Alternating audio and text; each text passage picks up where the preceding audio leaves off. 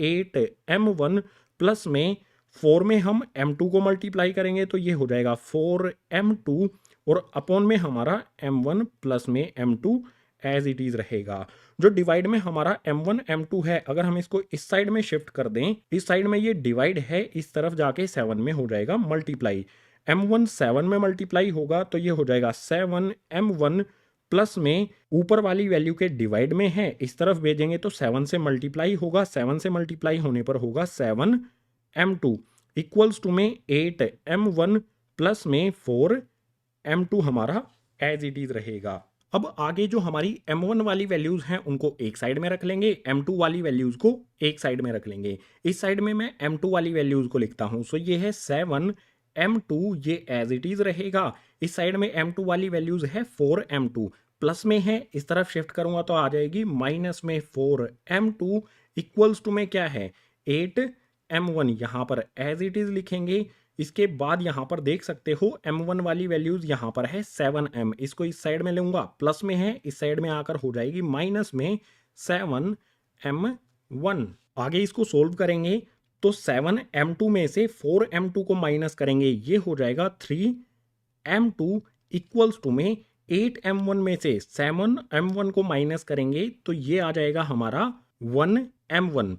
अब सिंपली क्या करना है, हमें जो नंबर्स हैं उनको एक साइड में लेकर आना है और m1 m2 को एक साइड में लेकर आना है। m2 को मैं इसी साइड में रखूंगा, सो ये आ गया मेरा m2 और इस साइड में जो m1 है 1 के साथ कैसे है मल्टीप्लाई में, इस साइड शिफ्ट करूंगा तो ये आ जाएगा हमारा m1 डिवाइड में इक्वल्स टू में क्या होगा, m2 के इक्वल्स टू में 1m1 था, m1 इधर आ गया, बचा यहां पर हमारा 1 और m2 के साथ यहां पर 3 कैसे है मल्टीप्लाई में, इस साइड भेजेंगे तो हो जाएगा डिवाइड में। सो यहां पर आ जाएगा 3, जो हमारा रिक्वायर्ड रेशो होगा m2 अपॉन m1 का वो 1/3 होगा। m2 की वैल्यू 1 होगी, m1 की वैल्यू 3 होगी। सो m2 की वैल्यू हमारी आ जाएगी 1 और m1 की वैल्यू आ जाएगी 3।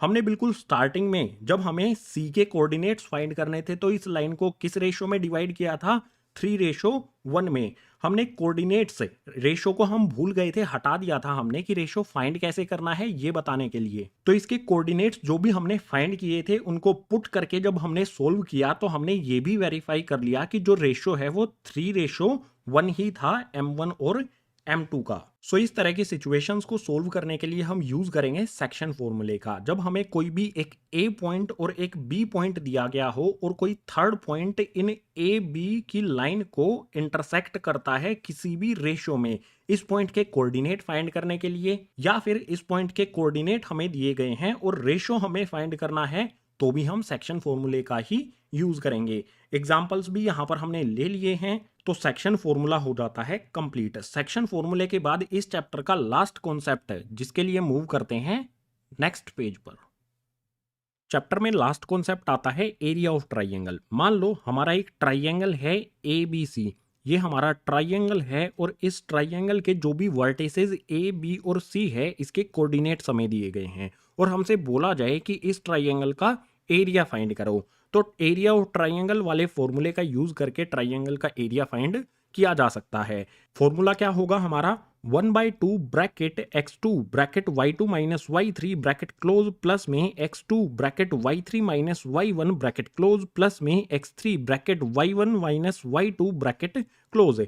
इस वाले फॉर्मूले का यूज करके किसी भी ट्राइंगल का एरिया फाइंड किया जा सकता है कोऑर्डिनेट ज्योमेट्री में जब हमें उसके तीनों वर्टिसेस के कोऑर्डिनेट्स दिए हों। सो मान लो ABC वर्टिसेस के हमें ये तीनों कोऑर्डिनेट्स दिए गए हैं, हमें एरिया फाइंड करना है। तो सिंपल है, फॉर्मूला ऊपर लिखा ही गया है, फॉर्मूले में वैल्यूज पुट करनी है। तो सबसे पहले 1/2 स्क्वायर वाला ब्रैकेट लगाएंगे, इसके बाद आएगा यहाँ पर x1। ए वाले पॉइंट में जो सबसे पहले x की वैल्यू है ये x1 होगा। सो x1 की जगह पर पुट कर देता हूं मैं 1। इसके बाद ब्रैकेट स्टार्ट करेंगे, यहां पर आएगा y2 माइनस y3। y2 वाली वैल्यू b वाले पॉइंट में होगी, ये होगा हमारा y2, ये होगा हमारा y3। सो 6 माइनस में y3 यानी कि -5 करेंगे, 6 में से हम माइनस करेंगे -5 को, इसके आगे प्लस का साइन लगाएंगे, आ जाएगा हमारा x2। x2 की वैल्यू क्या होगी, बी पॉइंट में जो हमारी फर्स्ट वाली वैल्यू है x की जगह पर है, ये हो जाएगा हमारा x2 जो है हमारा माइनस में 4। सो इसके बाद x2 के बाद क्या है, y3 माइनस y1, ब्रैकेट लगा के लिखूंगा यहाँ पर। y3 क्या होगा हमारा, -5। सो यहाँ पर आया माइनस में 5, इसमें से माइनस करेंगे y1 को। y1 कितना है हमारा, -1। सो यहाँ पर आ जाएगा -1। इसके बाद आगे फिर से प्लस का साइन लगाएंगे, यहाँ पर आएगा x3। x3 क्या होगा हमारा, सी पॉइंट में फर्स्ट वाली वैल्यू, ये होगा हमारा -3x3 हो जाएगा, ठीक है। इसके बाद y1 माइनस y2, y1 में से y2 को माइनस करना है। y1 हमारा -1 है, सो यहाँ पर लिखा मैंने -1, इसमें से माइनस करूंगा मैं y2 को। y2 हमारा यहाँ पर है 6, सो यहाँ पर 6 लिखा, ब्रैकेट लगाया और स्क्वायर वाला ब्रैकेट क्लोज कर दिया। अब सिंपल कैलकुलेशन कर लेंगे तो एरिया ऑफ ट्राइंगल हमें मिल जाएगा, जिसके कोऑर्डिनेट्स हमें यहाँ पर दिए गए हैं।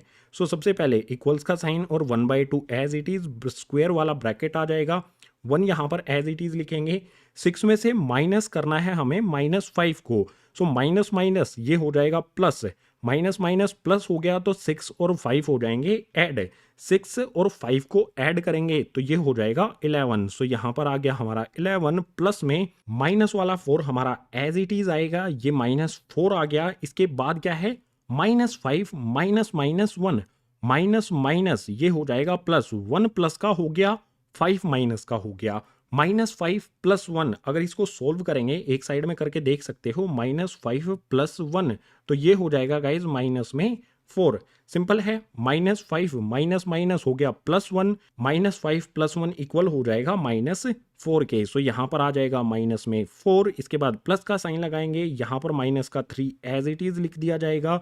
इसके बाद यहाँ पर आप देख सकते हो -1 -6 दोनों माइनस में है तो ऐड हो जाएंगे, साइन माइनस का ही रहेगा। -1 और -6 ये हो जाएगा माइनस में 7, बड़ा वाला ब्रैकेट लगा देंगे। नेक्स्ट स्टेप में हमारा इक्वल्स टू और 1/2 एज इट इज रहेगा। आगे यहाँ पर 1 से 11 को मल्टीप्लाई करेंगे तो 11 हो जाएगा। इसके बाद प्लस का साइन लगाएंगे, -4 से -4 को मल्टीप्लाई करेंगे, माइनस माइनस सबसे पहले ये हो जाएगा प्लस का, उसके बाद 4 से 4 को मल्टीप्लाई करेंगे तो ये हो जाएगा 16। इसके बाद -3 से -7 को मल्टीप्लाई करेंगे, माइनस माइनस ये हो जाएगा प्लस, 3 से 7 को मल्टीप्लाई करेंगे तो हो जाएगा 21, ब्रैकेट करेंगे क्लोज। अब आगे इक्वल्स टू और 1/2 एज इट इज रहेगा, 11 प्लस में 16 प्लस में 21 ये हो जाएगा गाइज 48। ब्रैकेट के अंदर सभी वैल्यूज को हमने ऐड कर दिया है तो ब्रैकेट हट जाएगा। यहाँ पर हम लिखेंगे मल्टीप्लाई में 48, क्योंकि यहाँ पर 1/2 और इस ब्रैकेट के बीच में कोई भी साइन नहीं है, इट मीन्स मल्टीप्लाई होगा। 2 से यहाँ पर 48 को कैंसिल करेंगे 24 टाइम पर। जो भी हमारा ये ट्राइंगल होगा इन तीनों पॉइंट से बनने वाला, उस ट्राइंगल का एरिया होगा गाइज 24 SQ यानी कि स्क्वायर यूनिट्स।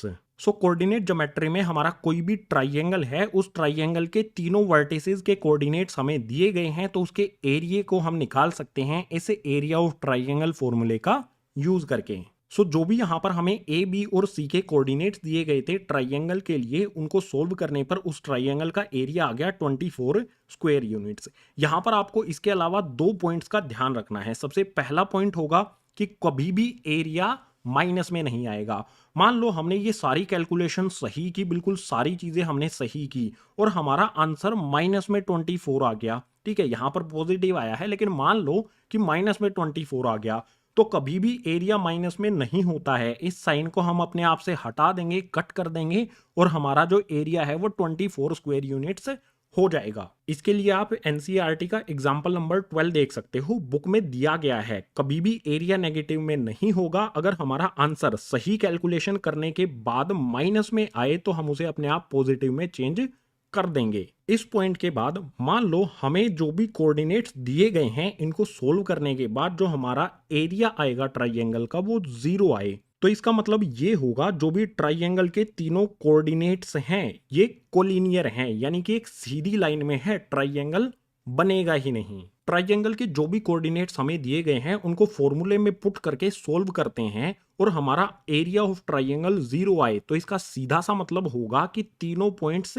कोलिनियर हैं, यानी कि एक सीधी लाइन में पॉइंट्स बने हैं हमारे। फॉर्मूले के साथ साथ इन दोनों पॉइंट्स का भी ध्यान रखना है, बिल्कुल इजी हो जाएगा एरिया ऑफ ट्राइंगल वाला कॉन्सेप्ट आपके लिए।